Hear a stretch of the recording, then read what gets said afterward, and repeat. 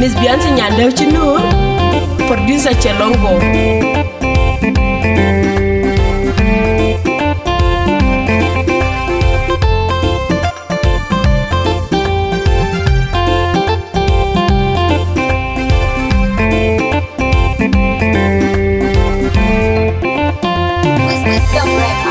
Ajin getung ko bitia gamonya biondu. Ajin getung ko bati keting biondu. Ajin getung ko bitia gamonya biondu. Ajin getung ko bati keting biondu.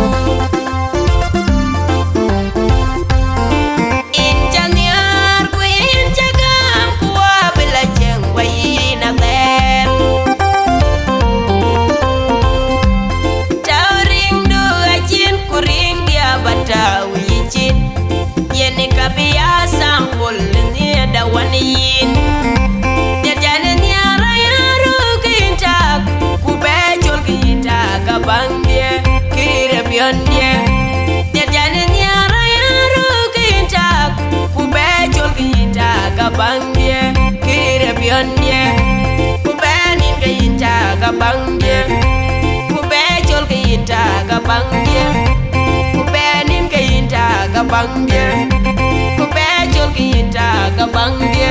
Injanyar ku injagam kuwa bila jeng bayi nakter. Tauring du ajin kuring dia batawi ijin. Yeni kabia sampul ni ada waniin. Ajin getung ko bitia gamonya biondu.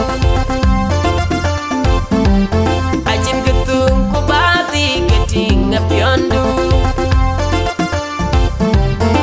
Injanyar ku injagam kuwa bila jeng wayi nakter.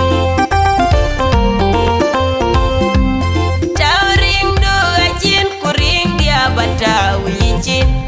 Yeni kabia sampul ni ada waniin.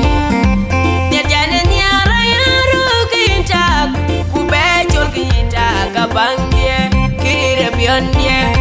Jajane nyara yaru kintak kubejol kintak kabangye kire bionye.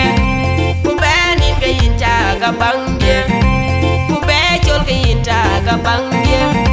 Kubenin kayinta kabangye, kubejol kayinta kabangye. Injanyar ku injagam kuwa bila jeng bayi nakter.